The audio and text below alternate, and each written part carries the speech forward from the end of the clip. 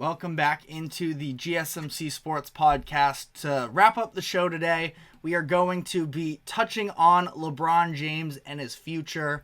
The beginning of this week has just been jam-packed with all different types of stories, so this is coming a little bit later, but I did want to sort of talk about this idea of what is next for LeBron James. There's been a lot of speculation surrounding his future, sort of stems from the fact that he said he wasn't going to, commit to anything when he spoke at the press conference following the Lakers being eliminated the other night.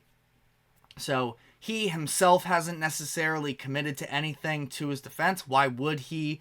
But he, there's a lot of speculation. Last night he posted this was yesterday, I believe, Tuesday afternoon, that he posted on social media a couple tweets about how he said, quote, "I've heard a lot of reports about my future. I said it last night, and I'll say it again. I do not know yet, as I'm only thinking about spending time with my family and friends. When I know, after speaking with them, with the fam, my counsel as well." I'm sorry. Phone was just refreshing there. "As my representation about it, and then you guys will know. Until then," and then he posted some emojis as he typically does. Classic LeBron James. But it is definitely an interesting conversation. There was also a report that came out from ESPN's Adrian Wojnarowski yesterday that supposedly playing with Bronny James is not the top priority that it prior was. And I feel like to some degree that's because we see LeBron James is still able to play basketball at a very high level. And in his mind, he definitely still feels like he is capable of being a highly contributing, potentially even best player on a championship winning team. Now, is that fully the case? I feel like it's a little bit hard for him to be the clear and undoubted 1A on a championship team still, but at the same time, the way that he plays and the way that he can elevate his play in the postseason, I wouldn't necessarily rule it out either. But his options are definitely going to be very interesting for the offseason, where he has a player option that would, I believe, get him $50 million if he were to stay in Los Angeles for next season. Now, I'm sure for him, he knows that the money is going to be there for him no matter what, just about.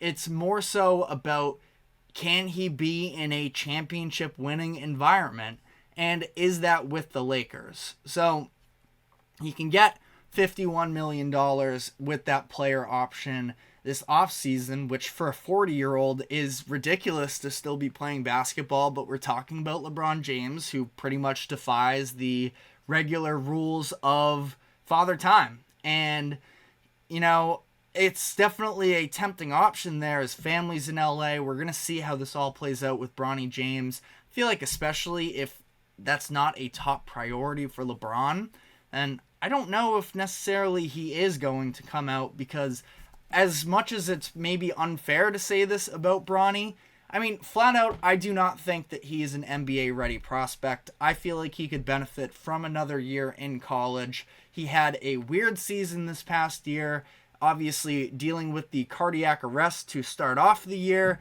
missed a handful of training camp, and then came into a very underperforming USC team that had a lot of sort of veterans on the roster, so it seemed like he almost didn't think that he could be quite as assertive for himself. But, if he is going to return to, it doesn't seem like he's going back to USC anyways. They made the head coaching change. Enfield is going to SMU. So it seems like he would probably be entering the portal, meaning what is the rest of the family going to do as well? And again, we're talking about LeBron, so of course family is a big conversation surrounding him.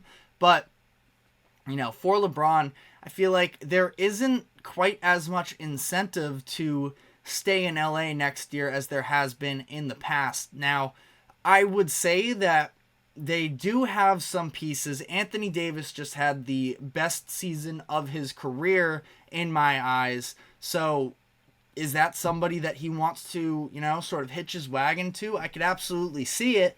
And then if you use these draft picks that, because of the fact that the Lakers did not make any moves during the trade deadline, I believe they have 3 tradable first round picks for this offseason, so they could potentially make a splash move, but there are just a handful of holes that they sort of have to fill out. I think they're going to likely be moving on from head coach Darvin Ham, finding somebody new there. They probably need to upgrade at both the point guard positions with D'Angelo Russell and their other swingman in Rui Hachimura, at least from a starting lineup perspective. So we'll see how they choose to play that out.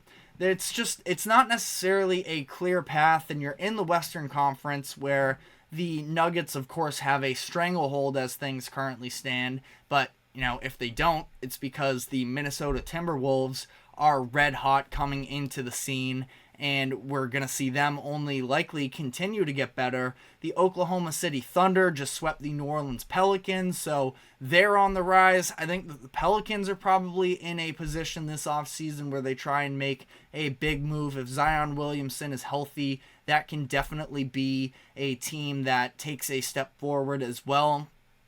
There's a lot going on in that Western Conference, which is why, it's a little bit interesting. Now, in terms of fit, I just threw out the idea of, well, does LeBron James want to keep playing with Anthony Davis? Part of it is reliability. The 76ers are going to have a max cap spot in the Eastern Conference that would likely have an easier playoff path, has another superstar talent in Joel Embiid, has a rising star in Tyrese Maxey, and a pretty well-rounded group as a whole, but at the same time, in terms of reliability, I don't know if Joel Embiid is the person that you sort of want to lean into, given his track record from an injury standpoint. So it's just a very interesting conversation sort of surrounding what LeBron chooses to do. Another team that has sort of been thrown out there as a potential destination for him is Dallas, joining back up with Kyrie Irving. They could definitely use, I like the plethora of options that Dallas has from a wing position, whether you're talking about Dante Exum, Derek Jones Jr., Josh Green, but throw LeBron James in there, it's without a doubt an upgrade. And I feel like, it would be LeBron probably playing more off ball than he ever has in his career.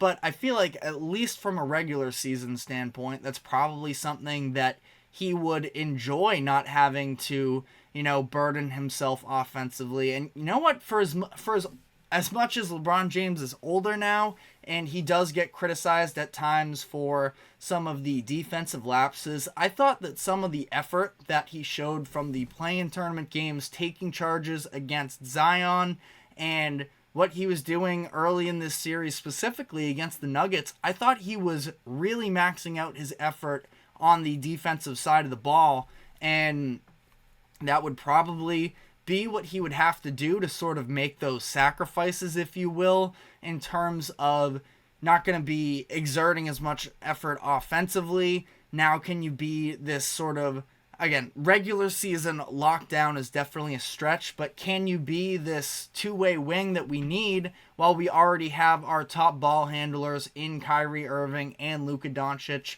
to carry much of that offensive load? It is an interesting question.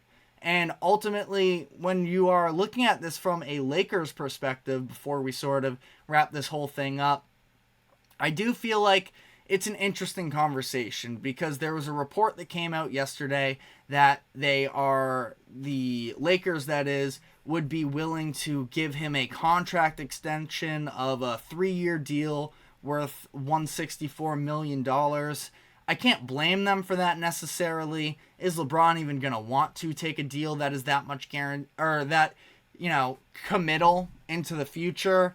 Maybe not. He would have a lot less flexibility to sort of make a potential move to link up with his son in a couple years, or, anything along those lines. But, so, if you're the Lakers, I can understand wanting to continue to be competitive from a business standpoint, having the brand of LeBron James and Anthony Davis and feel like you were competitive at least. I know that the series was 4-1 and it did seem like the Nuggets were a different class in terms of their execution, but it's not like the Lakers in either of their two past series against the Nuggets have gotten steamrolled, even though the Nuggets have won something along the lines of 12 of their last 13 matchups or 11 of their last 12, whatever it is. You know, the Nuggets have definitely owned the Lakers, but again, it doesn't feel like they are necessarily miles away from being able to steal a few more games from the Nuggets by any means. And, you know, so from the Lakers, if they want to continue to be competitive, they now have, they can justify that their coaching wasn't good enough this past season. They get an upgrade there. They have these multiple draft picks now as opposed to the one that they had during this past trade deadline, and try and get someone like Donovan Mitchell, I feel like would probably be the number one player sort of on the market for them. I don't know if they have the cap space directly right now, but Paul George is going to be a free agent. It's not like free agency necessarily has quite the same level of impact because everybody's just signing these extensions now while they're under contract, so it leads to a lot of the trade speculations and whatnot.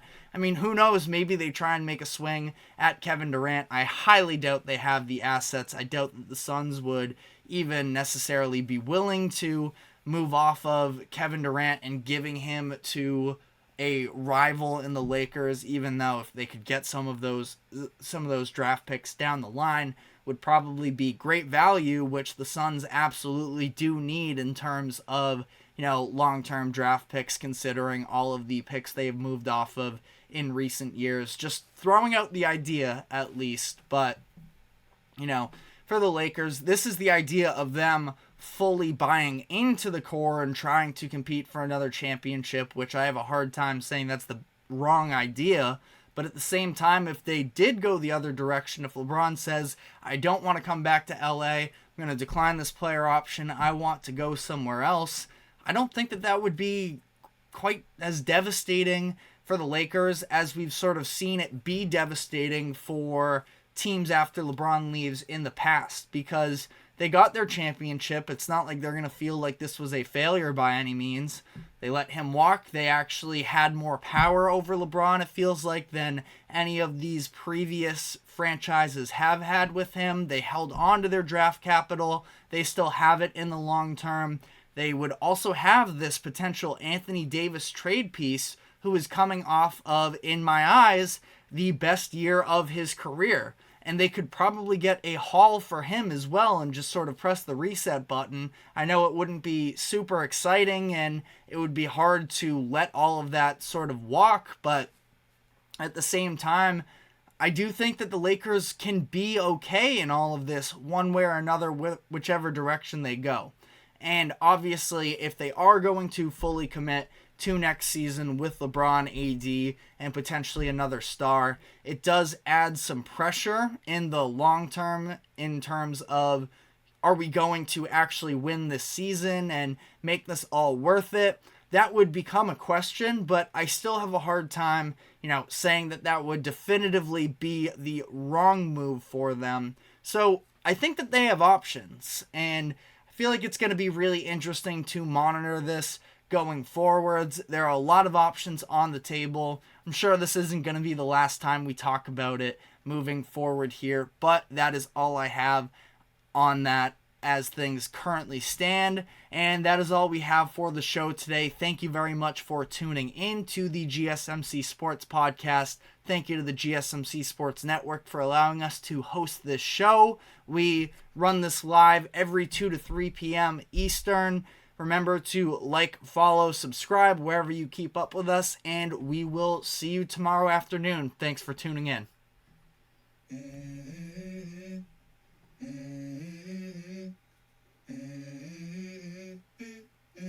Let's go.